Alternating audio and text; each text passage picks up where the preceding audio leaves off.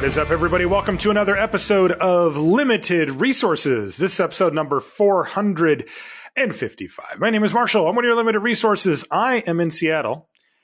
Our other limited resource, though, a little special guest returning once again. It's TBS, the Ben Seck, all the way from Barcelona, Spain. You're in Barcelona right now, aren't you, TBS? Yep. It's pretty early in the morning. I think it's late at night for you, Marshall, but I got up in the morning so I could join you and chat up some limited resources. Thank you so much for coming back on. I really appreciate it. Luis actually had the kid this week and a whole lot on his plate. And he said, look, I can come on, but here's the only time I can do it. And, you know, he said, if this was a week that maybe I could, I was like, I'll take care of it. I'll get somebody. And you may have noticed that as a listener, you know, occasionally we have Luis take a week off here or there. That was something that him and I talked about actually quite a while ago because, you know, he's actually juggling a whole lot of things with his family life. Plus the, you know, he kind of has two jobs. Like he produces a heck of a lot of Magic content and works for Channel Fireball for stuff. He's also, you know, a professional Magic player, at least in some capacity, right? Like he doesn't go to all the GPs, but he does stay involved with that and do the pro tours and all that stuff with his team. And he works at Direwolf Digital as a game designer as well. So he's got a whole lot on his plate. And I don't like to have the people that I work with feel like burdened by the show, right? I like to say, look, we have a lot of great people in our circle, right? We've got Kenji, we've got you, TBS, we've got Ben Stark, we've got Owen, we've got just a bunch of really great people to bring on the show. And I'm like, Luis, don't kill yourself, man. You know, like just take it's okay to just take a week and recharge the batteries and let your life kind of be your life for that time. So that happens every once in a while. That's what's going on with that. No big deal. Just want to set your mind at ease. I do want to remind you the show's brought to you by channelfireball.com, the place to go for everything you need Magic related on ye old internet. That's right. You can get it all at Channel Fireball, including apparel. You like hats and shirts and stuff. You can get it. You can get sleeves, deck boxes, play mats. You can get singles, sealed product, all of it at channelfireball.com. And while you're there, that's right, some of the best free content right on the front page of CFB. And we're talking some of the best players in the world. Reed Duke makes videos. You can watch Reed Duke play Magic, basically sitting over his shoulder as he plays. And you're going to learn a lot from him. By the way, I have to bring this up. TBS, did you hear what we're doing with Reed Duke at GP Richmond on the weekend? I did. I actually talked to Rich Hagan on the weekend about it, and we had like a 30-minute discussion. I mean, it sounds like you're going to focus on Reed's tournament. Like every round that he plays, you will be covering it? That's right. He's going to be in the feature match area every round, no matter what. And for the rounds that it was going to be him and I, he was my booth partner for Richmond, but he's 1 point behind Seth Manfield in the Player of the Year race with only like a tournament or two left on the schedule to try to catch him. So he said, guys, like I really want to come in the booth, but I feel like I got to take a shot at this. I mean, how many chances in your life do you get to be Player of the Year? So, you know, Rich is like, oh, we totally understand. So here's what we're going to do, because he's always got a bunch of great ideas. And his idea was we're going to follow Reed Duke through the tournament. And so for the rounds that it was going to be me and Reed in the booth, it's going to be just me in the booth. And we're going to mic up Reed and his opponent and have an extra camera that looks over his shoulder to look at his cards in hand, as well as the overhead shot. And we're just going to let him play, and we're going to watch him play and see his quest to try to hunt down Seth Manfield and take that Player of the Year trophy from him. And for me, it's going to be interesting because normally when I'm in the booth, you know, it's me and somebody else, right? It's me and you, or it's me and Reed. And I get to, you know, have an expert with me who's played Magic at a professional level for a long time and that I can bounce ideas off of, and then I can, you know, kind of coax the good information that I think that the audience is looking for. But now it's just going to be a little old me, but I'm going to approach it much differently than normal. I'm not going to try to do every card play by play. I'm actually going to let Reed and his opponent kind of guide the ship, and then I'll interject things when I think that something's really important. Like, do you remember, Ben? I bet you remember. Do you remember Poker After Dark? Yes. Yeah. So that was, for people that don't remember, there was a few of these. That was a poker cash game show, meaning that it wasn't a tournament. It was just people playing for real money. And so that just kind of goes on for however long it goes on. And what they would do is they'd have a commentator named Ali Najad. He was pretty good at it too. He was in the virtual booth, and they had mics on all the players, but he would basically just let them chit chat. But then when something big would happen, he would interject. Like he would say something like, "Oh, this is a huge bet here from Phil," or whatever, right? And, you'd see Phil cut out the chips and place them and kind of guide the action like that, but not really be a major part of it. And I'm going to try that for the booth as well. I'm really excited about it. Yeah, no, it sounds really exciting. And top of it all, I think Rich told me that there's going to be a hand cam, which usually doesn't happen for Grand Prix. That is correct, yes. So you're actually going to be able to see like the strategy coming, like how is Reed kind of like creating a strategy card by card. And I think one of the most valuable things that you're going to see about like how Reed plays, and I've watched Reed play, I play tested with him before. He's very methodical. He actually, like says out loud all his triggers, all his actions. And I actually think, it's actually going to dovetail into the topics that we're going to be doing today. But like he has a very, very good like procedure about how he plays the matches like at these tournaments. Yeah, I've played against him a few times, and you're 100% correct. He's very vocal, and he says exactly what he's doing. He also let me in on what deck he's playing, which I of course can't share on here. Oh. But he told me that, and even wrote up a guide so that I can have a good idea of how he's sideboarding for each of the common matchups and what the important cards are and how they play out. How cool is that? Oh, this is going to be great. I mean, and it's going to be Legacy, which is hot off the Pro Tour, is going to be kind of like an interesting metagame because a lot of your listeners probably saw the Pro Tour, saw some of those decks, and now what's Reed's strategy for actually kind of combating what is now a more known format.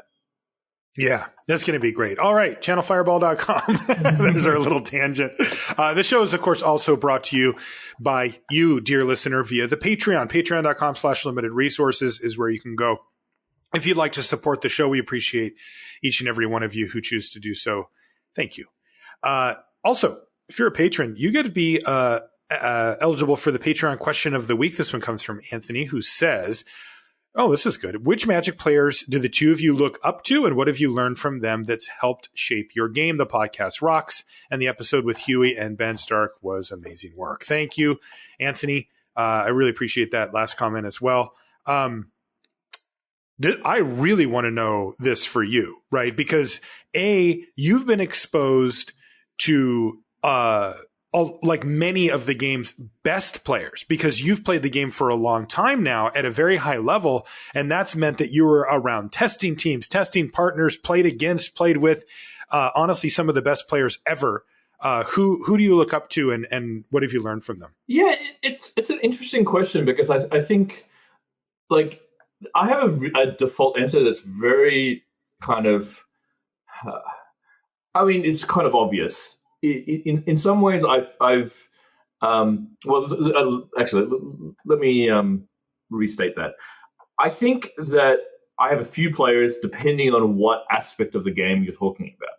Like, oh, okay, right. So the obvious one is I'm actually, I've been longtime friends with John Finkel, and I've actually watched him play a lot, and I actually really enjoy like watching his games and how he approaches like the different lines that he could be taking. But he's actually not that, at least, nowadays, precise a player. So it's like from a kind of a mechanical standpoint, from a, how like figuring it out, he doesn't really vocalize his strategy very well because like sometimes we talk about the games he's played after, but like, trying to figure out like, how far ahead he's thinking is actually really, really like, impressive. And like it's interesting to see his decision making kind of in hindsight after you've watched him play a match out, because it really is a lot of stuff steps ahead, and he doesn't get really rattled by like bad luck, but like it's just an obvious thing to kind of to be good at, but yet he's just really exemplary at that. But then I think the best tournament I've ever watched was Huey at Worlds last year. I mean, if you want to kind of like Like it's kind of one of the most perfect performances. Once you've played Magic for a long time and you kind of understand, what is precise play, I've never seen a player consistently do that, like round after round after round, as Huey did that tournament. He was like well prepared. He didn't have any kind of like mistakes in his decision making. I mean, obviously there was probably some things that he might not have optimized, but like it was really, really close to a perfect game of Magic there.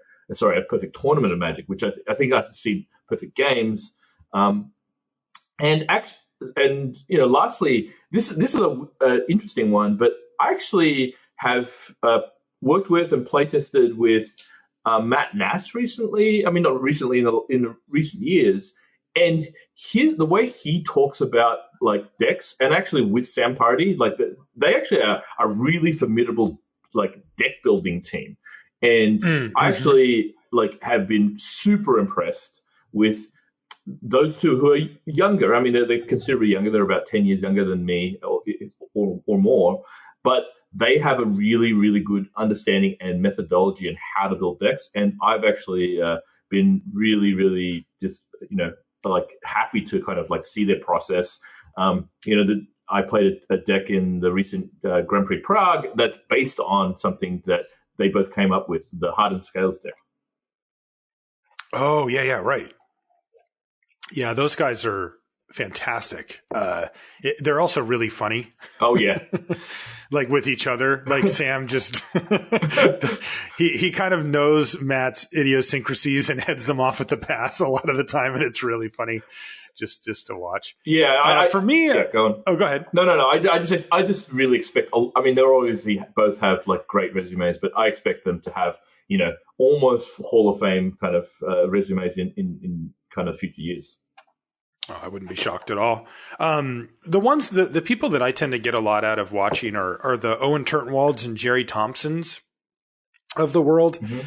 I think that Huey is probably the peak of that, which is like just ultra tight technical play, right? Just super, super tight. Because, I'll be honest, when I watch Luis or even Finkel play, I just don't get it sometimes. I'm just like, I can see what you're saying, but like you mentioned, sometimes they don't explain it super well. And I'm just like, I just don't know if I'm going to get to the point where I make that same play that you did. But, Shota's like that too. Yep. But when I watch people like Huey and Owen and Ben and Ben Stark, and Jerry Thompson and stuff play, I do get where they're going. Like I don't execute on it as well as they do. Not really close, to be honest, but at least I can see, okay, I could do that. Like if I learned enough and studied enough, I could get to that point. So those are the types of players that I draw like personal inspiration from, because when I watch Luis play, I'm just like, I wish, like it's kind of over my head sometimes. Not that I don't understand. I don't want to like be too self-deprecating, but just that, like, I'm just trying to be realistic and just say, like, I'm probably not going to get to the point that he's at, and I don't know if I could. So that is a very real thing. Okay, let's crack a pack. This one comes from Mike. Thank you, Mike.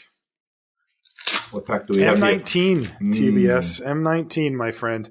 Okay. Let's see if we've got some of that M19 goodness in here. Oh, yeah, right off the bat, Dwindle. Yeah, it's fine. It's proven a little better than I thought it would be, at least at first. Yeah, I think Blue has turned out to be a little bit better overall than I expected. A lot of the Thopter-based strategies have been pretty good, or artifact-based strategies. We did the set review kind of way back when, and I was a little down on artifacts. I actually probably need to update my priors on the artifact deck. I think it's a little bit better than I thought. Okay. Yeah. When it comes together, it can be good. But Dwindle is fine. It goes in whatever deck. Yeah, I think it's fine. Sure Strike, pretty good too. It's 1 in a red instant. Target creature gets +3/+0 and gains First Strike. Look, the red-white deck will happily run a copy of First Strike, though I'm taking Dwindle over it. Yeah, me too. Mighty Leap, another fine combat trick. 1 in a white instant. Target creature gets +2/+2 and flying. Yeah, it's about the same power as the Sure Strike, so I think Dwindle's still better there. Agreed. Oh, it's your favorite. Uh-oh. Game. Highland Game? It's Highland Game. You taught a whole legion of LR listeners to just say game when they play it. That's Elmer. He's bad though. Yes, he's not good. I generally don't want to play one toughness creatures unless I'm playing a hyper aggro deck. So I think I'll pass on this one. And it's hard to have a hyper aggro green deck, I suppose. Yep. Oh, it's our boy Bog Stomper. 6 mana, 6/5. We're not playing that. Naturalize, sideboard card. All right, here's a real card, and this one's like a significantly upgraded Dwindle. It is Luminous Bonds. Yes. So that would be my pick here. I think so. Vampire Neonate. We got this one right in the set review, by the way. Yeah, we liked it, and it ended up being pretty good. It's black for an 0/3, and you can pay 2 mana and tap it to drain your opponent for 1. Yeah, it's very, very good in the left game deck. It's still probably a little bit worse than Luminous Bonds. So yeah, I have it a full notch below for sure. Even Wind Mage. I was mentioning to Luis last week that this card's actually disappointed me a little bit. 2 and a blue, 2/2 flyer with upside. It has prowess, basically. Yep. But I don't know. It's fine. Like, I'm not trying to bag on it, but I just never really I'm never like, ooh, Even Wind Mage. You know, I'll take that. I'm just like, sure. I guess I'll put this in my deck, maybe. Yeah, it's hard to actually get like kind of free. Like, you get free damage pretty easily, but because like you cast the sorcery before you attack or something like that. But actually, there's not a lot of ways to get a lot of kind of combat value out of it, as in someone blocks with a 2/2 or just because there's a couple of reasons. One, the flyers don't size up that well there. 2, if on a block, it's just too dangerous. So you don't really want to do that. And 3, there's not a lot of cantrips, so it's hard to kind of like get a free shot at it. So I actually think overall it's like it's obviously a 2/2 flyer 3, which is like kind of C plus kind of like level, but not quite as good as it could have been. Yeah, yes, fine. Druid of Horns is our first uncommon. This is the 3 and a green 2/3, and whenever you cast an aura spell that targets it, you get a 3/3 beast. Yeah, I found the aura decks to be actually pretty good, but I don't think this card is that important in that deck. So overall, I don't think really it's the Satyr Enchantress card. I can't remember exactly the name. I think it's called Satyr Enchanter. Okay. Well, Satyr Enchanter is basically the reason why you should be playing that deck, and this is nice to have and not really a must have. Yeah. Make a Stand. Here's a card that I think it's a little better than it looks. 2 and a white instant creatures you control get +1/+0 and are indestructible until end of turn. Yeah, I mean, obviously this is one of the kind of pump your team effects that like Red White has for its Go White deck. The problem is that both Trumpet Blast and Inspired Charge are just kind of better at doing what you really wanted to do. Now, obviously, Make a Stand has that kind of like has a slight defensive like aspect to it, or at least maybe you can just throw away an attack just by like making all you guys indestructible. But I think overall, all you want to do is pile on the damage, and so I'd rather have the +2 power effects rather than the indestructible. Yeah, and this is the 4th effect like that at non-rare, right? And it's also 4th out of 4, unfortunately. Next is Gutter Snipe, 2 and a red 2/2. Whenever you cast an instant or sorcery, it does 2 damage to each opponent. Not been impressed by this either. I've heard some people say that they liked it, or I think I bagged on it a little bit, and people were kind of defending this. What is this ugly goblin thing with a slingshot? But I just have never I don't think it's bad. I just have never been like, ooh, I tend to look back and think to myself, how many times have I seen a card and been like, ooh, we did it. Yeah. I got a Gutter Snipe. And it's like, that hasn't happened. I find the red-blue deck to be very meh. I just haven't found the payoffs worth it, even though this is one of them. Yeah. I think it's kind of bad the same way the Aven Wind Mage is bad. I mean, or not as impressive. Just not a lot of spells that draw other cards. So you get some incidental chip damage. I think the backbone of the blue-red deck, if you are going to have one, is the Enigma Drake. So that's really the card you care about.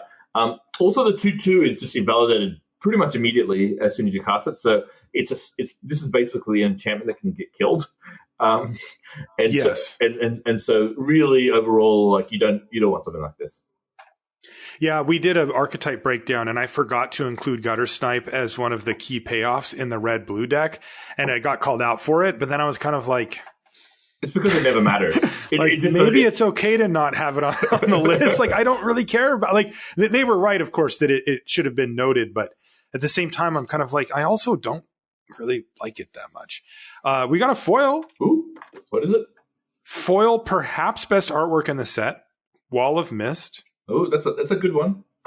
Except for it's still a Wall of Mist. Sorry, the only problem. It's a good piece of art. I don't mean when I say it's a good one, it's not a very good card. No, I got you. Yeah, the only downside to this sweet foil is that it's still a Wall of Mist. I mean, I've played it sometimes in my defensive. I have too.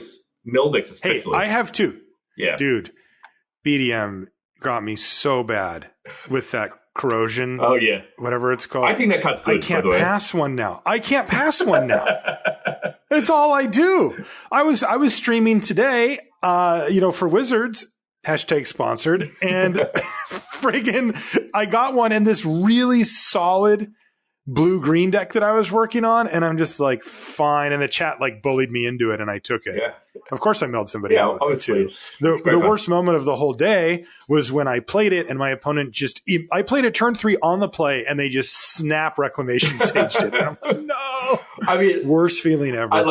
I can't tell you how many times that, I don't know if it's like it's some sort of print run. I know it isn't, but like in sealed deck getting corrosion and patient rebuilding out of the game. Like it's so I've done that to people. It's so painful. Just turbo them out. Yeah, it's great.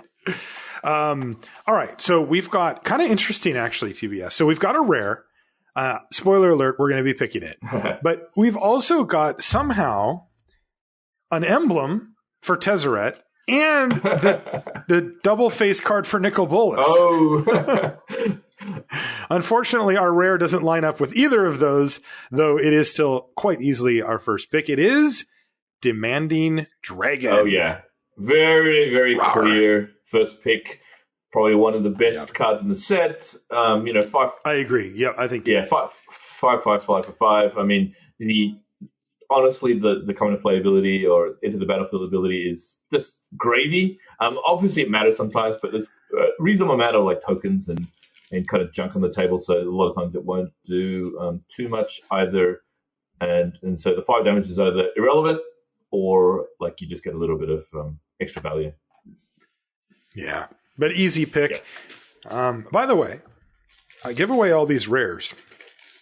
This thing's starting to get a little full here. I might just have to send this one out next week.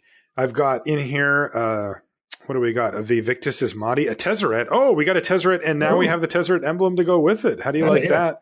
There's a Thorn Lieutenant. I think some people are playing that. And then I got some weird old cards, too. How do I win this, Ayumi, the Last Visitor. How do I win this? All you have to do is be a patron. And you automatically are entered. And also, I'm working on some other giveaways, TBS. I'm thinking about going long-term with some giveaways that I'm staring at right now. So I'm going to figure out the logistics and then I'll announce that. I don't want to get ahead of myself, but I really like our patrons. I really like them and I like to give them stuff. And I've got some stuff that I think I want to give to them. Okay. So I'll be working on that. Okay, let's get into our main topic. Ben, we've got, I didn't mention this at the top of the show. Hey, guess what the topic is? The 5 things you have to know before going to a big Magic tournament. So it was actually probably like over a year or two now. In fact, I should talk to Gardner about this. But anyway, we did a survey. And one of the questions in the survey was if you had gone to a GP level event or something like that, a major local tournament, or if you were planning to. Mm-hmm. And there was a good chunk of our audience that had either gone to one or were planning to go to one. So it's clearly, there's a ladder, right? Yeah. You start off by playing with your friends, then you make it to F&M, then you start winning F&M, then maybe you do some PPPTQs or some local tournaments, that are a little bit bigger. And then maybe once a year, somewhere within a 2-state vicinity of you, a GP will appear. And everybody will be talking about it. But you might not go, because it's scary and I'm not ready and I don't know if I'll like it and it's expensive and I just don't know. And you might end up not going as a result. Right. I know that happens to a lot of people. But I also talk to a lot of people that listen to the show while I'm at GPs, right? Because people come up to me all the time and they say, hey, this, that, or the other thing about the show. And we just have a little chit chat. And I noticed a pretty good amount now at least a few per GP come up and say, I probably wouldn't have gone, but I heard you and Luis kind of urging people to go. And so I decided I was going to go.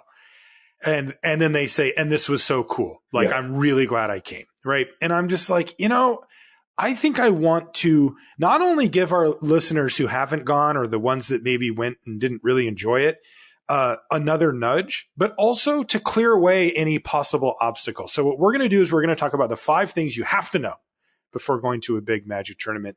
And by 5, we mean 50 or so into 5 rough categories. So let's start off with a pretty obvious starting point, I think, which is the first thing you should know is that the days are long and there are no scheduled breaks. This is a marathon, and it's a pretty exhausting and intense one as well if you're, going there to try to win. Now, before we get into number 1 here and the details of it, I do want to mention that everybody goes to GP for different reasons. We're assuming that you're going there to play in the main event to ostensibly try to do as well as you can at it. But I will note to you that the number of players and people at GPs that I see now that do not play in the main event has gone up a lot. Like, enough so that even though the actual number of players in the event has leveled off or trailed off in many ways since like maybe 2 or 3 years ago, there's actually more people going to GPs than before. Yeah. Like, that number's higher. Like, you just go into the room and you're like, this place is packed. And I've had that happen many times. And I go, hey, how many people are in the main event? And, I would expect something like, say, 1,700, and they're like 1,200. And I'm like, what? Like, I couldn't walk to the stage. It was so full in here. And it's because that many more people are going for side events, because you can just jam drafts all weekend and you can take breaks when you want and you can leave, or to get their card signed by the artists or to come hang out with the coverage people or whatever. And that number is getting much, much bigger. So if you want to do that, do that. Do not, that is totally fine. And some of the things that we're going to tell you are going to apply to that. But most of what we're doing here is for if you're going to go play in the main event, right? I mean, that's kind of what we're gearing this thing. Yeah, and it's a great actually way for the community, especially in some regions that only get one every once in a while, like to come together. I think if you're looking to meet new Magic players that you beyond your local stores, Grand Prix is a great place to do that. I mean, like the main event is only, I would say, about half the players that actually attend a Grand Prix weekend. I think the other half is like playing side events. As you say, they're meeting like artists. I mean, that's a great place to get like stuff signed. It's a great place to kind of like get printer or something like that, or singles. To be honest, I mean, there's usually a lot of vendors that if you're looking for that last card for your deck, I mean, it's a good place to buy. They always have the craziest stuff too, right? Like the Japanese foils and stuff, like all the stuff that you just never see on the website. Oh yeah, if you're trying to pimp out your cube, I mean, this is a good opportunity to kind of like find some of those like rarer cards that are harder to get like at your local store. Yeah. And so I would actually just implore everyone to come just to be part of the community, because I think Magic is about the community, and we'll get to it later. But I think it's actually the most important part of why you should want to come to a Grand Prix. Yes. Okay, so let's get back to number 1 thing that you need to know. Days are long and there's no scheduled breaks. So here's some of the things that are going to occur from that. First, you are responsible for bringing the food and drink you'll have with you or for finding it there. Now, the thing about that is you should not assume that there will be either good or healthy options available near the convention center. Yeah, this is super important. Often it's just, like you better like chicken strips and fries, my friend, because that's often the best thing you're going to get in the actual convention center. Now, look, usually, maybe not usually, often it's just concession stand food, because the way that convention centers work nowadays is that they're either smack dab in the middle of downtown, right? They're meant to be like in the bustling area so that you can come get there. Like here in Seattle, the convention center's right downtown.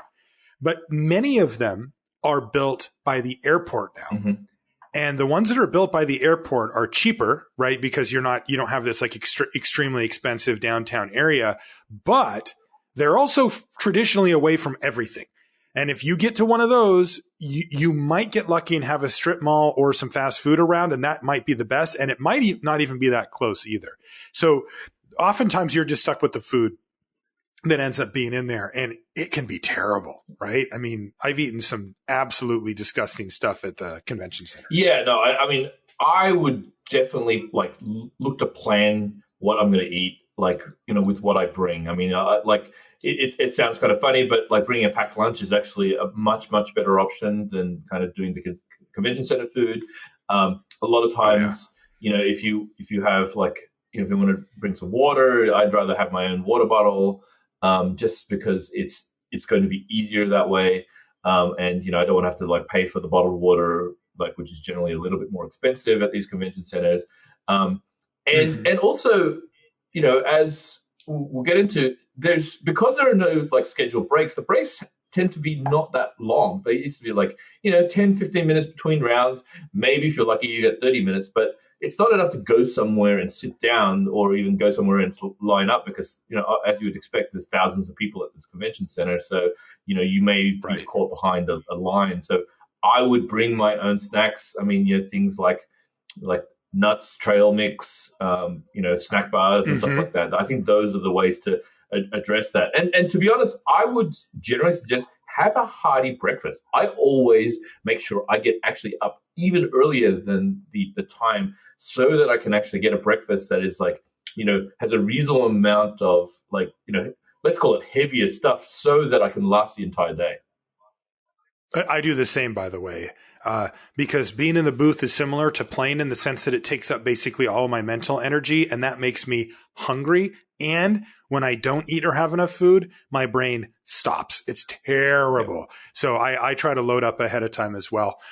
Pistachios are a personal favorite of mine. Yeah, no. Yeah. Another thing you'll want to do is figure out strategies for short breaks in between rounds, right? Get ready for the infinite bad beat stories you're about to endure, but also make sure that you can find a quiet spot to recharge, because this is kind of how a tournament goes, right? And if you just sort of wander around and just let things happen to you, you're going to get swept up in some conversation or some person that's going to come up and tell you how unlucky they got or how lucky their opponent got, or, you know, whatever it is. And you may look at your watch and realize that it's been 5.5 hours and you have been under constant stimulation, right? You've been either playing in a match, which took all of your energy, or you've been talking or being talked to for that entire stretch. And for a lot of people, that's very draining. It can be really useful to just say, all right, after I turn my match slip in, I don't run over and find my group of friends. Instead, I just go in the outside hallway, sit down against the wall, and just check my phone or just close my eyes for 5 minutes. Then I come back in and do it. That little action can actually propel you throughout the day so that you don't crash out. Yes, a lot of times too, I mean, this may be just me personally, but I like to get a little bit of fresh air, go outside, walk around the block, you know, provided I had enough time. Because I think that the environment, as you said, is like a lot of people, a lot of noise, and sometimes a little stuffy, I guess, because there's so many people in there. And so it's actually really, really nice. I mean, I think the human body really requires a little bit of sunlight, a little bit of fresh air every once in a while. And, you know, these tournaments can basically be you're inside all day. And so I think what you want to do is like, you know, take 5 minutes, go outside, like, you know, try and avoid the smokers, but get some fresh air and you know, take a couple seconds. That's great advice. I do that all the time. It really helps because also you are under oftentimes those fluorescent convention center lights, and they're, I don't know, if you're sensitive to colors, like if you can sort of feel colors like that, they're not fun. Like they're green basically. Yeah. Another little tip to help you get through your day is to bring an extra phone battery pack charger thing. Like I have it's called a Mophie thing. And you know, it's just a little portable battery that you plug in like a USB cable, like your phone charger into, and then it charges your phone. The thing is that when you're in an area with a whole lot of people using the phone, sometimes it can be searching a little more. And also you just might be using it a fair bit to check Twitter or to tweet out your results or to text your significant other back home, oh, I won this round, or send a picture of your deck or whatever. And also a lot of the tournaments now will let you check the pairings and stuff using your phone. if it were to run out of batteries, it can be kind of awkward when you're trying to coordinate with your friends after to go find where you're going to go to dinner or meet up at the hotel, or what table are you at? I want to watch the rest of your match or whatever. And you'd be really bummed. Maybe you need an Uber after, if your phone died. So I suggest investing in one of those. You can get a nicer one for like $30. You can get a really cheap one for like $5 that'll still charge it up and probably won't melt in your bag. Yeah. No, let me tell you, I've had quite a few like tournaments where I've run out of like batteries, and even if you have a plug, I mean, it's just annoying to have to like wait by the wall and wait for your phone to charge. Yeah, exactly. Because you can plug in the battery pack thing while you're playing and just let it do its thing. And the funny part is that like I always carry one of those. I have one in each of the bags that I take with me just as a precaution. But I tell you what, the times that I've used it versus the times that I've let somebody else use it is probably like 1 to 3. Hey, do you have a thing I could? I'm like, here, just take this thing, and they're easy to charge up. Now that I know, Marshall, you're going to be my go-to, I think. I got your back anytime you need it, TBS. I got portable. You can plug it into my computer at the thing. I got you. All right, number 2, competitive REL. That stands for rules enforcement level. That's the rules enforcement level is how the judges and how you are expected to behave within the rules. That's what that means. This is competitive on day 1. It's a bit intimidating the first time, and it can be helpful. Like it can really force you to concentrate and not do shortcuts. But it can also add some tension and exhaustion to the experience because you're really trying to focus in and make sure that you don't do any of the sloppy stuff that you might do, when you're just, playing in your local store at a pre-release or something like that. I asked Adam. Yeah, go ahead. No, I just wanted to make sure, like, it can be intimidating, but like there are a couple ways of like really reducing kind of the stress of that. And we'll get into it up in a second. So I was talking to Adam about this because he had his first GP experience at GP Vegas, and he's the one that gave me a lot of the insight for this episode. Thanks, Adam, because, he lived this very recently. And he said that he jumped into some competitive side events the day before, like the Last Chance and the Beta Draft Qualifiers one that he did down there that won't be around. But the Last Chance Qualifiers and those type of things can really help you kind of get in the right mindset that's not your comfort zone, right? Because most people play like at their local store and at home or at their friend's house, and that's kind of it. And this is a different environment. It's a huge room with a whole bunch of people, and the tables are vast. You're at table 2017. Like, really? Normally it's like 1 to 60 if you have a big store, right? So so he really found it useful to kind of jump into one of these events and just sort of get a vibe for it the day before if you can get in. Yeah. Right, what are some of the other? Yeah, go ahead. No, so the way, one of the things I've found that like some more novice kind of Grand Prix competitors have problems with is actually in the deck building time, because like you're generally not put on the clock when you're building decks, especially at home, or even Magic Online is pretty generous and it's kind of optimal conditions.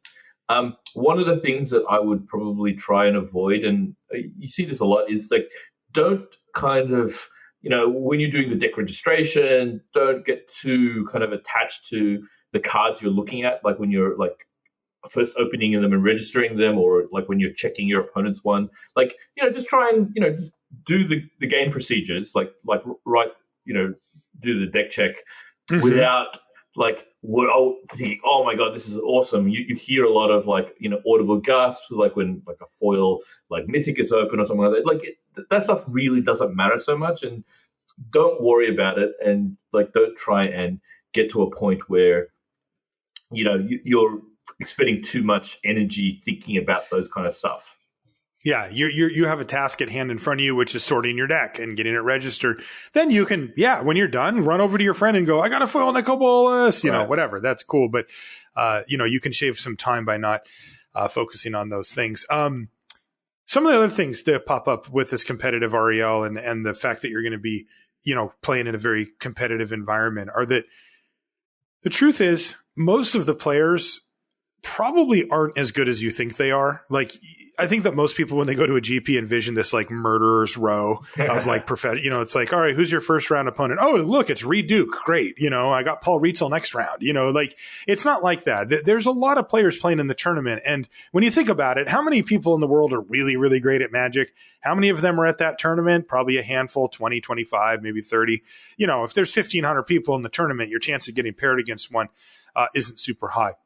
Yeah, and usually if you're playing like round 1 or round 2, they're not playing it. They have buys. They've been, Right. Anyone who has a buy is like going to be like has played a reasonable amount of Magic. So I think your first couple of rounds are going to be much, much more kind of easy. Great point. Yeah. And I want to make sure that the listeners know that if you haven't gone yet, you're probably going to be one of the, like, you listen to this show, you work on your game, that puts you ahead of a lot of the players that just show up and just see what happens. The interesting thing too is that if you do make a deep run, as much as the other players probably aren't as good as you think, the good ones are probably better than you think. When you do bump into a Reed Duke level player, good luck, because those guys are thinking at a much, much higher level than the average player, and they're extremely tough to beat, but it's doable. Not something that is fun to talk about, but cheating, it is something that can happen. It is not common. It is quite uncommon, but it can, and you should be aware of it. Basically, you just don't want to be the person who's just completely oblivious to the fact that somebody might be trying to take advantage of something within the course of the game. I personally don't see that cheating is a rampant thing at these tournaments, and I don't think that that's the case. So I don't think that you need to be paranoid. Yeah. But not being paranoid is one thing, but being completely unaware is another. And I don't think you should do that either. I think you should be aware. I think it's perfectly reasonable to just know that this is a possibility, and that it's something that you don't want to just be blind to. A close relative of cheating is sloppy play.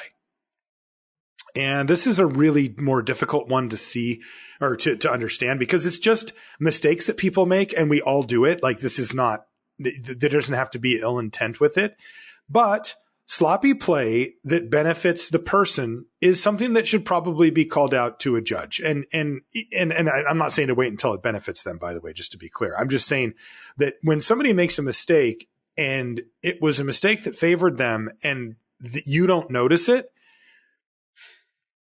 that is bad for everybody in the tournament, right? So it is on you to notice it. And if you do, to go ahead and call a judge and just say, hey, my opponent tapped 4 mana. They tried to play a spell that was 2 and 2 white, but they only had 1 white mana.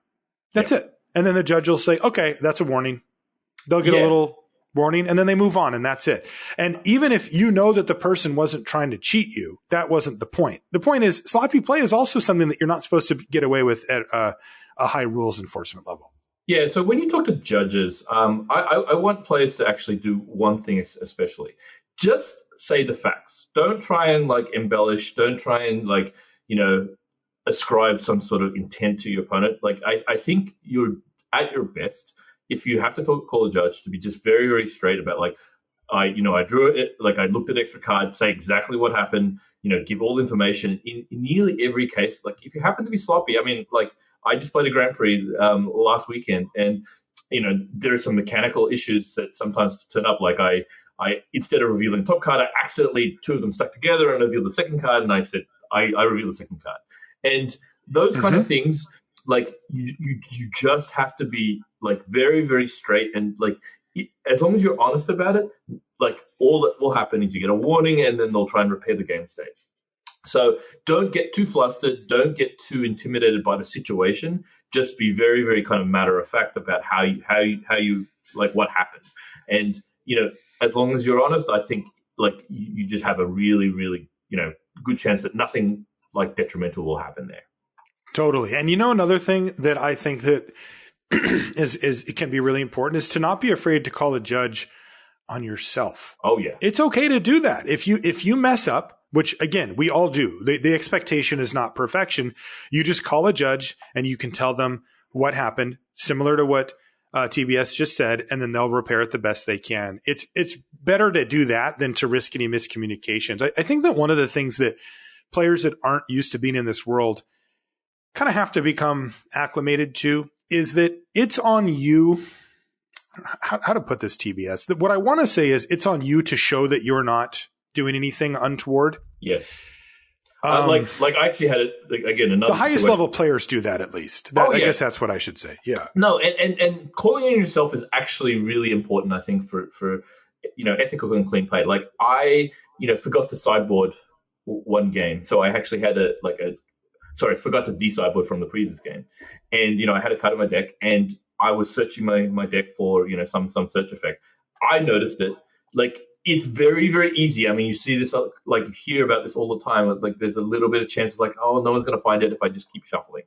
No, call the judge immediately. Like actually, they've recently changed the tournament rules that if you call it on yourself, like all that they do is like try and repair it, and then you shuffle up and continue the game. So it's the penalties for calling things on yourself are reduced. Don't be afraid of that. Like if you see something wrong and you don't say something, that is cheating, unfortunately. Like so don't try and like get away with something that you don't think people will see or notice, because I think it's going to be much, much worse for you in the long run, especially get caught. That is, cheating. You'll get DQ'd for that kind of stuff. Right. So, the point here, of course, isn't to put fear in your heart that you're going to screw something up. The point is to say, as long as you're open and you're willing to interact with the judges in a reasonable way, you'll be totally fine. And the truth is this stuff comes up quite rarely. Yeah. And when it does, a warning's really just not that big of a deal either way. And that's the key thing to remember. If you call a judge, or if your opponent calls a judge on you and says, hey, my opponent tapped their mana wrong or whatever, and the judge says, okay, well, what happened? And you say, well, I was trying to tap, I was going to play this spell, and I thought this land was another land, and so I played the spell. And they say, okay, that's this thing. Here's your warning. Continue. Yeah. That's it. That's all. It's not like they're going to pull you aside and say, and put you in some room and tell you that you did bad things. Like it's just okay, that happens. It's a warning. On you go. Now, if you accumulate too many of these, they will start becoming game losses. But that's just one of the things that happens at this rules enforcement level. Yeah. Sorry, I just wanted to say another thing you should probably do is like vocalize all your cards and actions. Just because I think, one, it really helps clarify exactly what's happening at any given time. You don't have any misunderstandings with your opponent. But also, I think when if you do have to call a judge, like you can say, well, I said these things. And so it's just clearer your intent and the situation. And I'll tell you what, if you want to see the best in the business do this, tune in for that GP in Richmond, because Reed is fantastic at this, right? Yeah. He absolutely makes it crystal clear everything he's doing, and he really does set a good standard for that.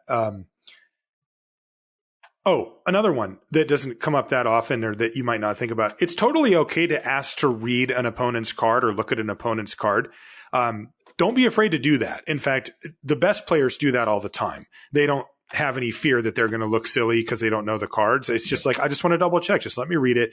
But you should also keep in mind that since these are, not people at your local game store or your friends, it is customary to ask before handling any of the cards that aren't yours. Just, hey, can I read that card?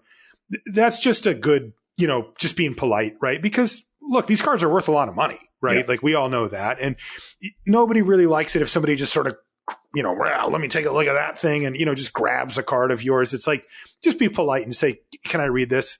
Or if you're doing blocks or whatever, can you say, can I move these around a little or whatever, just to make sure you're not being grabby with somebody else's property. For sure. That's just a good thing as well. Bring good sleeves, right? Oh, yeah. Make sure you have good sleeves. Make sure they're opaque on the back, especially if you're using any double face cards.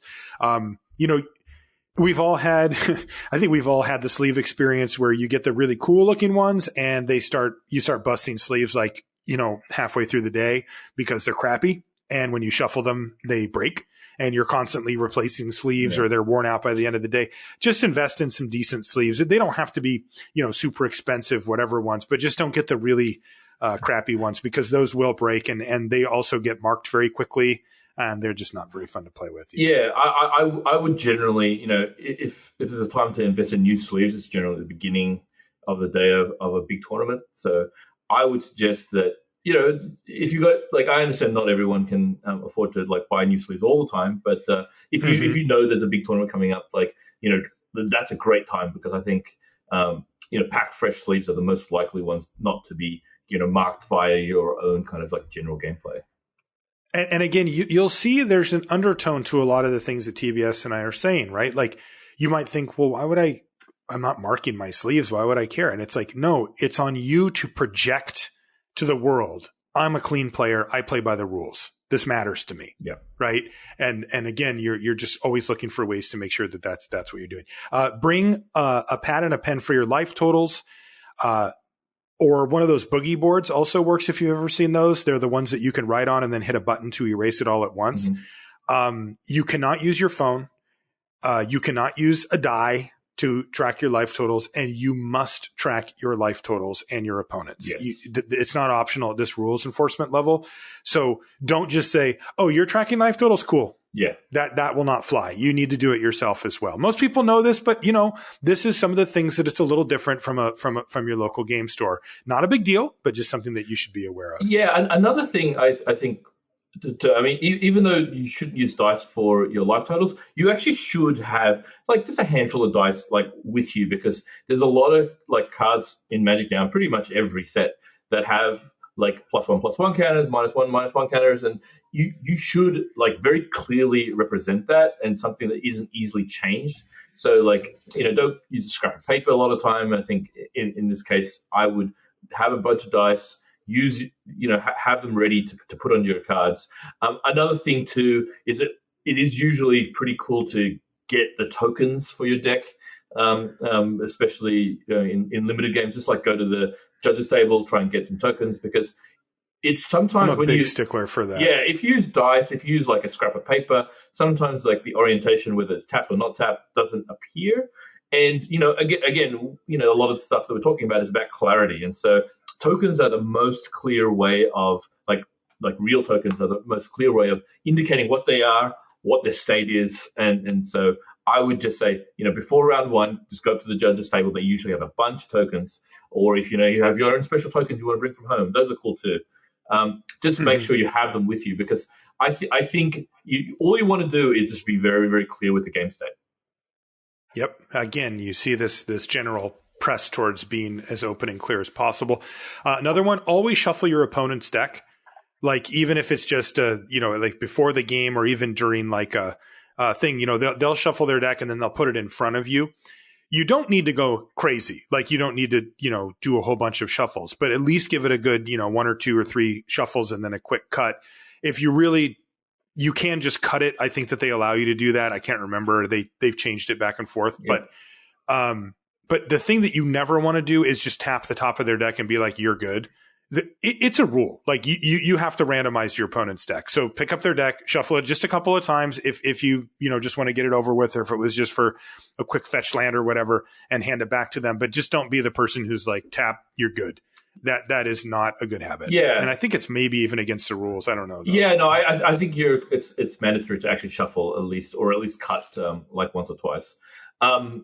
The other part is like with shuffling is that you want to make sure that you're kind of like absolving yourself from any possibility that you might be looking at your opponent's deck. So I would, look away from your opponent's deck. I intentionally look in a totally weird direction, like up in the air, like anything to make. I know it looks like you're being very pensive. It's like, I wonder what he's thinking about. The emoji that has like the hand. It's like, I've seen you do it. You're very good at this, by the way, at making sure, right? Because this is another thing you need to know how to do, right? You need to know how to randomize your deck. And we'll talk about that in a second. But part of that is that you need to learn how to shuffle your own deck without showing the bottom cards of your library to your opponent. And you need to learn how to shuffle your opponent's deck while looking away so you can't see any of their cards while you're doing it. Yeah. And these are small things, but again, Magic is a game of information. And if you just look down at your hands while you're shuffling your opponent's deck, that's not a very good sign, right? That means that you might be trying to look and see which cards you can see, and that's against the rules. So you need to go out of your way to make sure that you're looking, like TBS said, like up in the corner or some other, the opposite direction of where you're shuffling. When you watch pros shuffle, again, if you want the gold standard, watch Reed Duke. he will look the other direction while he shuffles his opponent's deck, period. And that's just always the case. And so you should learn how to do that. Now, when it comes to randomizing TBS, you do need to know how to properly randomize your own deck as well. Oh, yeah. So like learn to riffle shuffle. Pile shuffles aren't like randomizing action. So you want to make sure that you like find out a way like that works with you, because some people have different size hands. I've actually seen some people like have different like ways of shuffling. I wouldn't use Josh Adelaide as any way of like learning how to shuffle. He's the clumsy. He's the bronze standard of shuffling. Like he's probably the worst shuffler in all of professional Magic, and that's no like huge beat on him. Like it just looks so awkward in his hands whenever he does it. Mm-hmm. Luis has made plenty of jokes at Raptors' expense when it comes to shuffling, but like honestly, like it's actually. I would practice at home. I mean, how I learned how to do riffle shuffling was, especially ones that involve like kind of bridges and stuff like that. Not bridging as in kind of breaking the bridge, but like how to do those riffle shuffles is just practicing at home, watching some Netflix and just like shuffling a deck. And I mean, it sounds kind of silly, but I think most of the like things that people accuse people of like involve shuffling.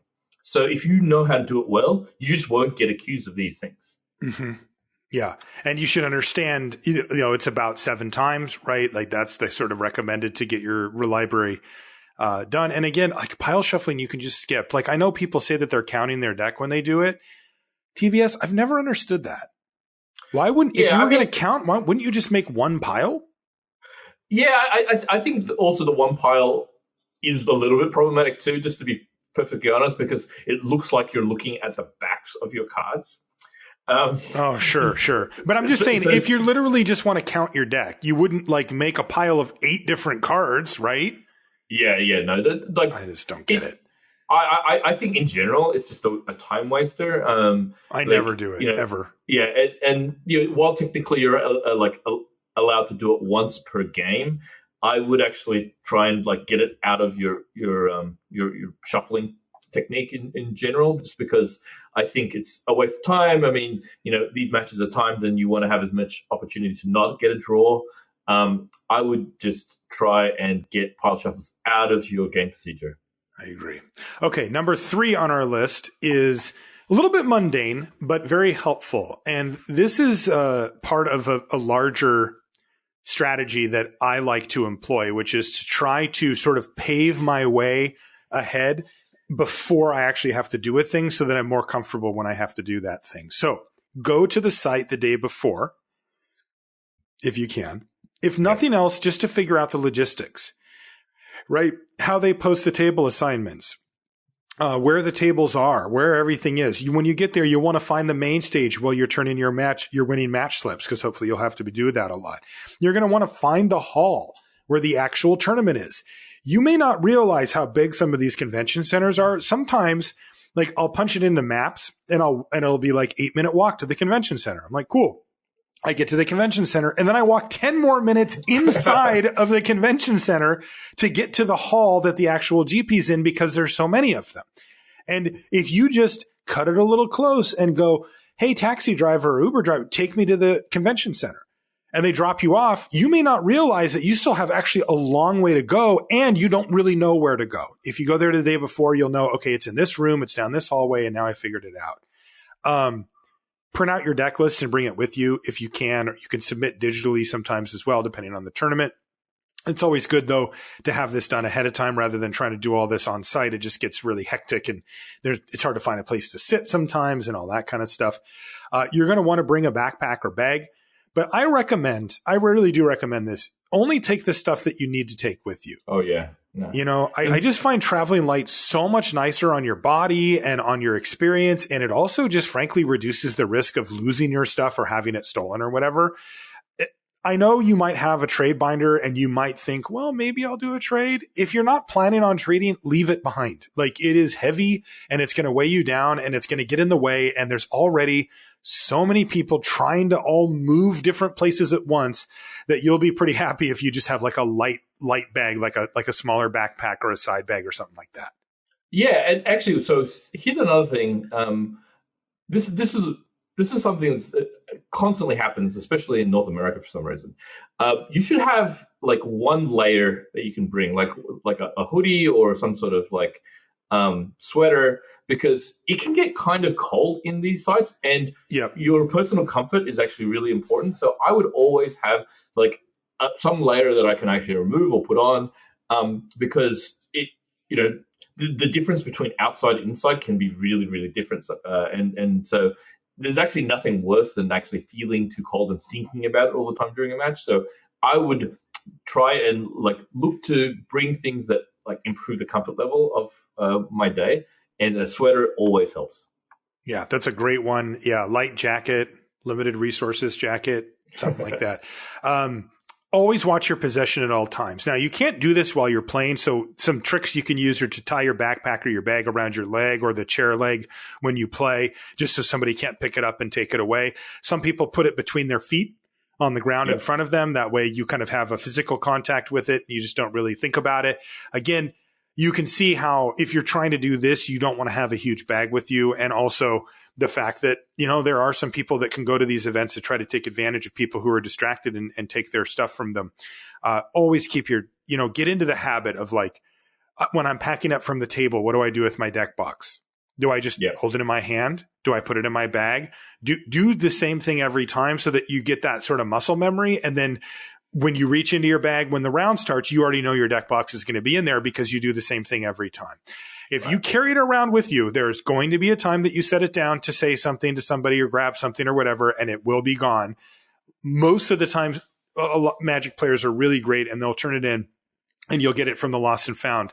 But boy, the 25% of the time that people don't get it back, it's devastating. I mean, it's your standard deck. God forbid it's your Commander or your Canadian Highlander deck or something. I mean, it is serious money in these deck boxes, and you should have just a little system set up for yourself so that you can, reduce the chance of you just leaving it somewhere on accident. Yeah. Another thing, actually, and this is kind of logistic related, is that especially for sealed tournaments, after you've turned in your list, it's actually kind of nice to actually take a snapshot of your main deck. Just because, one, you have to remember like to reset it every round. So like that's another thing. Make sure at the end of every match, the first thing you do, the very, very first thing you do is to reset your sideboard and main deck and so like before that. you even stand up. Oh yes. Like don't do it before the beginning of the game. Like a lot of times you'll forget it. You'll accidentally present first, and then you'll say, "Oh, hold on, I didn't check." And so sometimes that's too late. I would take a photo, with your smartphone of your deck, or have a copy of the deck list if it happens to be constructed, like in your phone somewhere, and then you can refer to it. You can, it also doubles as being able to show your friends as like, oh, here's my deck, and rather than pull it out and having them to look through it all the time. And like it's just a good thing to have a copy of your deck list in visual form. Yeah, that's a great point, and very handy if you have a phone that can do that, which most phones do these days. Yeah, make sure you ask the judge, hand in your deck list before you do that. Don't do it while you still have the deck list. It's actually, you're not allowed to use your phone while you're actually doing the tournament itself. Right. And of course, that's so that you can't receive outside communications like, hey, really good player that I know, should I build my deck this way or this way? You got to decide it on yourself for this one. On the day of the tournament itself, we mentioned this earlier, eat breakfast. It really does help keep your brain in order for longer and can reduce the time that you need to go try to find food or eat your power bars or whatever. This is a big one, and it can be difficult, but get there early. And the reason to get there early is to reduce stress. I mean, yeah, the tournament might start late. They sometimes do, but it's so much less stressful if you've got 15 minutes when you walk in and you can kind of get settled and find your spot. If you walk into the tournament hall as the tournament's starting and you don't know where you're supposed to sit, that is a problem. Because you have to figure it out, which takes time. You have to run over to some board or look it up on your phone or whatever. And then you have to find your table. And when you have 1,500 players sitting in and you're in one seat in one of those tables, it is not as simple as you might think. And it can be very stressful. to do that. And of course, if you're late, you run the risk of being dropped from the tournament or whatever. So you really don't want to, you just want to take those excuses away where, oh boy, traffic happened or somebody got into an accident in front of you or something like that. You can still make it on time if you leave early. So I think this is a general point. I mean, do things to reduce your stress. I mean, like don't try and like get there right in time. I mean, don't like just make sure you've either like pre-planned. I mean, like sometimes you'll take public transport there. Like make sure you take the bus or train earlier than you normally would. Just make sure you have enough time to like get to the site, then center yourself and be prepared for the tournament. Yeah, I was going to put in some stuff about what not to do, like the night before the tournament and stuff. But I figured, you're an adult. You can choose what you want. If you want to go out partying it up, that's fine. I think that everybody knows that if you go out drinking the night before a GP, that you're going to hurt your chances of doing well in the GP. And if that's a trade you're willing to make, go for it. But if you're serious about it, come on, you know what you need to do. You need to get sleep and all that kind of stuff. Be prepared to battle, right? I mean, you listen to the show, you're trying to improve yourself at this game and trying to get better, but don't put ridiculous expectations on yourself, right? Your first GP is going to be a learning experience on many levels. But walking in there and think, well, world, I have arrived. I'm going to win a GP today or tomorrow or whatever. That's probably a little bit much. And you just don't want to be beating up yourself too badly if it doesn't go well for you. These things are hard. The players can be good. The matchups can be tough. And the grind is very real by the time you get near the end of the day. So don't kill yourself on the expectations, but come ready to fight for sure. For sure. Like I think a good way of like setting these expectations is just like try and do better than the last time you played. I mean, it sounds like it's a pretty simple idea, but like you say, okay, well, I didn't have a winning record last time. Okay, let's try and get a winning record. Or I almost made day 2, so let's try and make day 2. And like have these like fairly like reasonable like steps from the previous way. I mean, obviously sometimes, you'll be that person that your first GP that you'll make top 8 and, that does happen.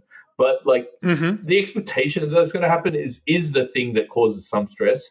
I would say like be fairly realistic, look at what you've done and just try and improve on the last thing you've done. That's great advice. Yeah. The other thing though is don't go too low. Yeah. Right. Like I think it's okay to walk in and say, I do take this seriously. I listen to podcasts. I read articles. I practice. I do some critical thinking. I do deliberate practice. Like I talk to my friends. I actually really want to get good at this. And I have seen people say, oh, whatever, I suck. It's my first GP. I'm just going to bomb out. And then they like don't really apply themselves. And then they bomb out and they go, yeah, I knew it. Whatever, it was my first GP. And it's like, it's okay to hold yourself, to a little higher of a standard than that and say, no, I really am going to give this my best shot. And if it doesn't work out, I can handle that. Yeah. But I am going to actually come in here and try to do the best I can. This is just a general thing, but be courteous and professional to the people that you meet. That's sometimes the people that you just meet, sometimes the people that you play against.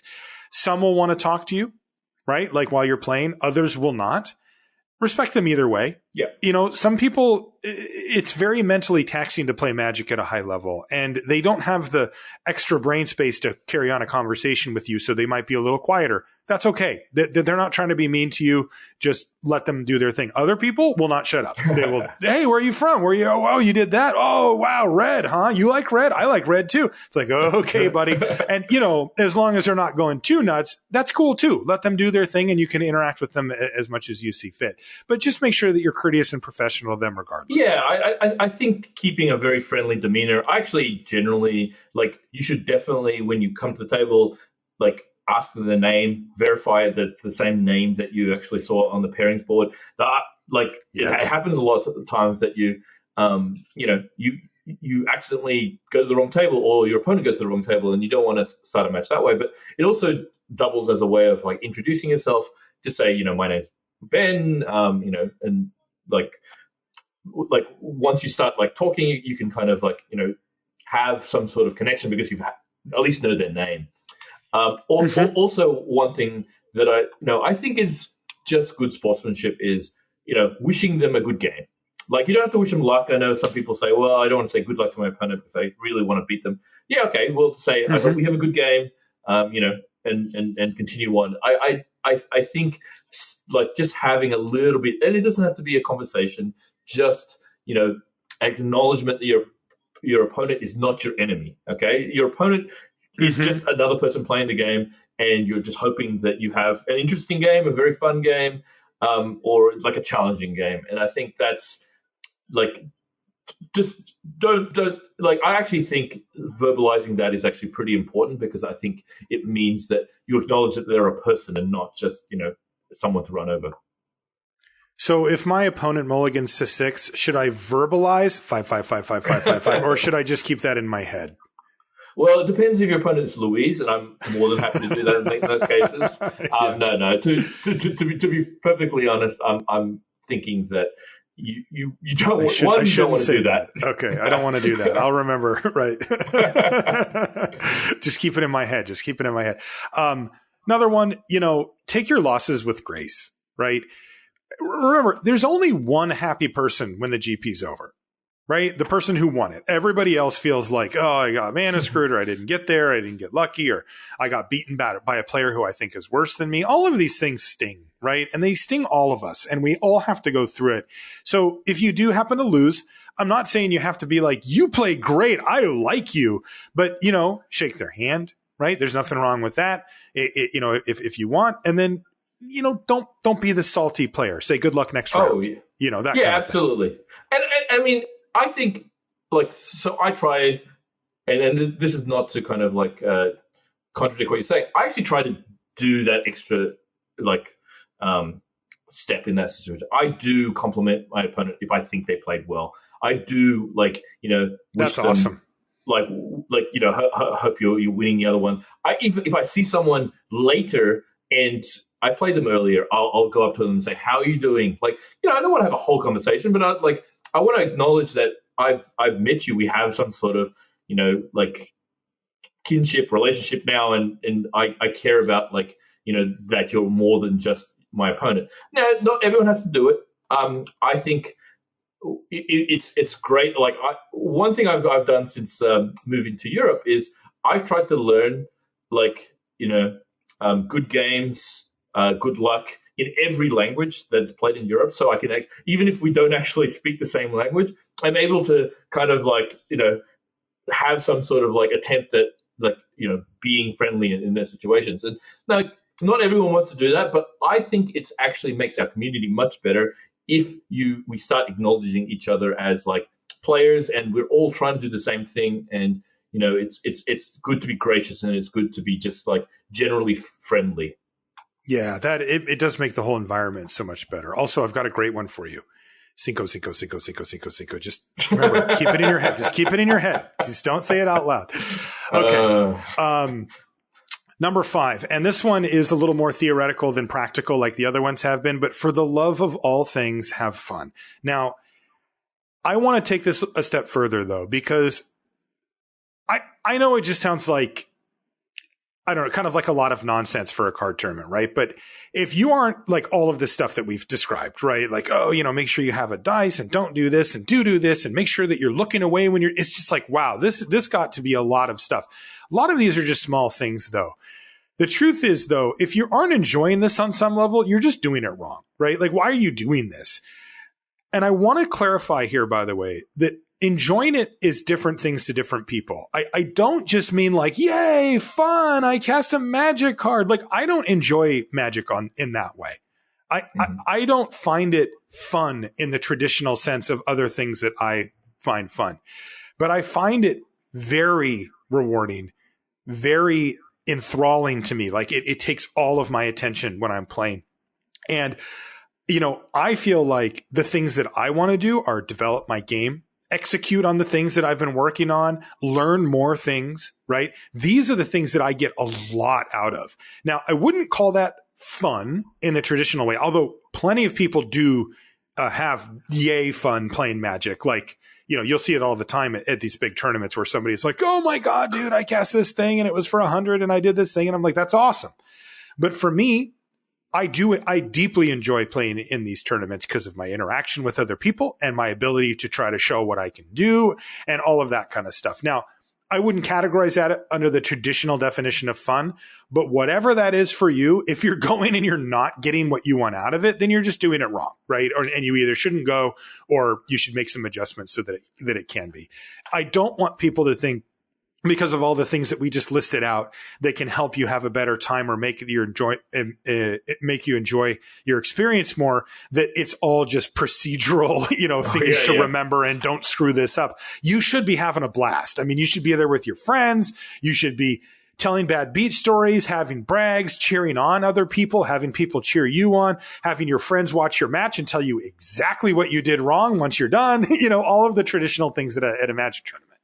Yeah, no, I mean, I basically want to emphasize, me personally, and this doesn't apply to everyone, but like I go to the Grand Prix for the social aspect of it. I like to see my friends. I like talking to Magic players. I think Magic players are some of the most interesting people in the world, to be honest, because they just think in a certain way.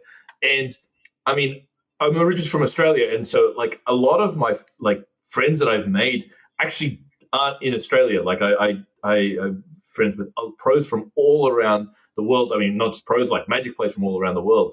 And I found that some of the friends I've made, like traveling to Grand Prix or just hanging out, having dinner after, like those are the friendships that have lasted a lifetime. And I think the more that you can kind of lean into that kind of fun, the atmosphere, the people, like you're just going to make your tournament experience much better and much more desirable to do it again and again and again. So obviously not everyone's an extrovert. Some people but I think you can still kind of make friends, make meaningful connections to people that will enhance your tournament. Maybe not this tournament, but maybe the next one. Maybe you can make a friend who you can borrow cards off the next tournament, or maybe you can play a team Grand Prix in the future. Don't think of this as an insular thing. This is a community thing. I mean, you can always play Magic online if you just want to play Magic, but these events are to really kind of one, test yourself. So as Marshall said, you want to get better, but two, there are opportunities to meet other like-minded people. And so try and, stretch yourself a little bit and talking to people, or going up to your favorite pro, kind of saying that you're a fan. These kind of things are really ways to kind of enhance your Magic tournament experience. Yeah, you're gonna have some great memories if you do it. So go to a GP. We'll see you there, and come say hi. I'll probably be at it. So you can always come by and chat whenever I'm not on the air. And TBS, you get out to the GPs out in Europe whenever you can. Now that you're over there, right? Yeah, actually, I miss having you at the GPs here, though. This is Europe stealing you has been a major deficit for the GP scene over here now. It's they really pulled one over on us. Oh, I miss actually get a lot of my friends in the States and Australia, that I don't get to see as much through Grand Prix. I mean, I do turn up to the occasional US Grand Prix, but I actually have started having more fun as I've learned, met more players from Europe. Another thing, being on LR is actually kind of, a lot of players come up to me in Europe and say they really enjoy the content that LR produces, and in some cases the stuff that I do on LR. You've been killing it, buddy. Yeah, so please come up to me. I mean, I'm more than happy to chat to you at European Grand Prix if you happen to be one of LR's European listeners. Just really kind of embrace these tournaments as kind of gathering places for your like-minded people. That's right. And we'll see you out at one of those hopefully soon. I want to remind you this show is brought to you by channelfireball.com. You can sell your cards back to them. Did you know this? You can trade them in for 30% trade-in bonus if you've got a pile of rares that you've been drafting that you're not doing anything with, or a standard deck that you're kind of over. Send them in. You'll get 30% trade-in bonus, or you can get cash if you don't want the 30% as well. And you can trade them in for more packs, more cards, whatever it is that you want off of Channel Fireball. This is kind of the hidden secret, and it's something that you should really be taking advantage of to kind of keep that circle of life for Magic going. It's not a cheap hobby, but this can help mitigate that at least a little bit. If you want to find us on social media, I am Marshall_LR, and you are TBS Yes. Right. TBS Dash on Twitter. I know I've kept on promising to do some streaming. I've had a wait a minute. Where's my TBS stream? Wait a second. I remember that now. It's still in the works. I've actually just got an overlay ready. So so things are happening. It's just I haven't actually started officially streaming, but this is soon to happen. So keep your eyes peeled. Cool. Yeah, so you can follow TBS Dash on Twitter, or me. I'll signal boost when you get your stream up as well, and we'll let the listeners know that you're up and running. I cannot wait for that because you have a rare combination of personality and play skill. Sometimes these things feel a little more mutually exclusive than you maybe want, but I'm excited for that. So great, that's something to look forward to as well. And otherwise, that's going to do it for this one. We'll be back with more LR next week. We'll see you then. Recently, actually last weekend, I was playing in Grand Prix Prague in the Czech Republic, and it was a modern tournament. And so I had probably one of the most unlikely things ever happen to me. It actually happened on a feature match. So if ever, you'll once you hear it, you'll realize this. Okay. Like all right. Lay it on me. I'll judge however this is. So it actually happened during a feature match, so people can go watch it. It's happened during my round 7 feature match on day 1. So I'm playing against a Titan Shift opponent. So this is the deck that we're playing game 3, and so this deck either casts like Primeval Titan or Scape Shift to bring out Valakut, the Molten Pinnacle, and like bring in a bunch of mountains at the same time and, bolt me out. So I happen to be playing a Matt Nass-inspired deck. It's a Hardened Scales deck. So Hardened Scales is a 1 green enchantment. It's not that important, but like whenever you put a +1/+1 counter on a creature, you can put another +1/+1 counter on. So anyway, so I've kept a hand that only has 1 land. Okay, so it has an Arcbound Worker, a Mox Opal, a Hardened Scales. Like it's really good apart from the fact it doesn't have a second land. If I ever draw a second land, it's really explosive. Really capitalizing on that Mox Opal. Okay, right, I get you. Right. So if I go turn 1, I'm on the play. I play my Hardened Scales, and then I play in turn 2 I don't draw another land, so I play my Worker. I actually proceed not to draw not another land for the next 4 turns of the game. Meanwhile, my opponent is like ramping. He's playing like Farseek, Search for Tomorrow. And actually, in the middle, he actually engineered the explosives away from 1 even before I even draw my second land. So I have nothing on the table except hitting your Worker and the Hardened Scales and everything. Oh yeah. It was devastating. So before I even get to play my second land, my opponent has like ramped into. I think on his turn 4, ramped into 6 mana. So I have 1 mana. He has 6 mana. Just red and green land. And he's just searched for tomorrow. So he's tapped out on his turn 4, but with 6 mana. Anyway, I finally on my 5th turn I draw a land. And so I'm playing the version of the deck that actually has Thoughtseize in it. So I actually play this black land. I tap it. I Thoughtseize my opponent. He has 2 cards in hand. One of which is a Primeval Titan. That's bad news for me because he has 6 land out. And one of which is Scape Shift. Now, Scape Shift, if you have 7 land and you cast it, it basically does 18 to your opponent because it brings in 2 Valakuts and a bunch of he basically and I've just cast Thoughtseize, so I'm at and you got Thoughtseize on the stack, so that's not a good combo, right? So I've taken 2, so 18 is plenty to kill me. And so but he has 6 lands, so I have to take his Primeval Titan, hope he doesn't draw a land.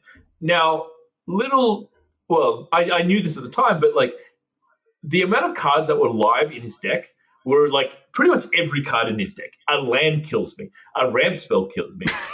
They're a removal spell buys him a turn, which buys him another card to kill me. So but every card in his deck either goes and gets a land, or is a land, or is a removal spell, right? Right. So I Search for Tomorrow kills you. Everything kills you. Secure Top Elder, Farseek. like basic land, like land, another primeval titan. Yeah. So this is happening on stream, and so I, remember I have nothing in play. So the chances of me winning this game are like minuscule. So anyway, like but as I said before, I had a really good hand. So like because I kept it like with one land, and so over the next 3 turns, I'm actually able to kill my opponent in 3 turns. So I play at these 3 turns, and he's just like, well, that's a long time. Oh, yeah, like, in modern that's eternity. Okay, so like decks go off in 2 turns or 3 turns. So the fact that he has 6 land, and as we said, every card is live. Like this, I'm just expecting to die like at any second. Anyway, so every turn, like I'm playing out more stuff. I'm doing some small attacks. He's just like drawing a card, just like passing the turn, and eventually I kill him in 3 turns. And I was like, I have no idea what happened. And so at the end of the game, he actually revealed to me 4 scape shifts. He's actually drawn a scape shift for every turn since then. And we actually, it's incredible. I mean, and remember when he started this, actually, we actually, some viewer did check the deck. He had 47 cards in his deck. Okay, so the chance of it happening, like using the hypergeometric calculator, is actually 0.0062% chance of him drawing every escape shift. Oh my God. Because you thought seized him, left him with 1 scape shift, and he drew all 3 of the other scape shifts in his deck. Right. And lucky enough, Frank Carson's like doing the actual commentary. So he's like, I don't know what's happening here. Dr. Frank. So the chances, like we actually looked at the rest of his deck. Every card kills me except gets him an extra turn, which kills me. So it is basically like I don't know exactly what the one. He had to peel 3 running perfects for you to not die, and you had to kill him in that time frame. It was I've never been luckier in a game, like mathematically luckier in a game. Wait, you used your one time in round 8 of GP Prague 2018? No, it was round 7. So 7, sorry. We were both 5-1. So like the winner actually makes day 2. So I was like, okay, well, I guess sometimes the mana gods are smiling on you, or the scapegoat gods are frowning on him. Look, I really, really one was lucky, and 2, I appreciate my my opponent. His name is Laurent Caligaro. I just wanted to call him out here because he had the best attitude. He laughed about it. He was like, okay, well, sometimes you just don't have it. And he was really, really good sport about it. And unfortunately, he didn't make actually day 2 because he lost the next round. But he came up to me day 2. It's like, we had a chat, shook his hand. I really appreciate all my opponents that have a good natured, whether win or lose, they're willing to kind of have a chat. And I want to really kind of, I think lately there's been a lot of, negativity, I guess, in the Magic community. I'm just talking about some of the online stuff. And there's so much good about the Magic community. And I want everyone to kind of share their stories about the good things about what's happening in Magic, because there's so many good things and I just don't want to concentrate on the bad things. And, this is one of the good things. I had a great tournament. Even though I went 7-1 day 1, I went 10-5. I actually had a blast because all my opponents were really courteous, friendly. We just had some really, really good matches. And let's talk about that stuff. Let's talk about the really good things because, it's easy to talk about the bad beats, but let's talk about the good beats. Yeah. And this is definitely one of them. Wow, that's one of the best beats I've ever heard. You weren't lying.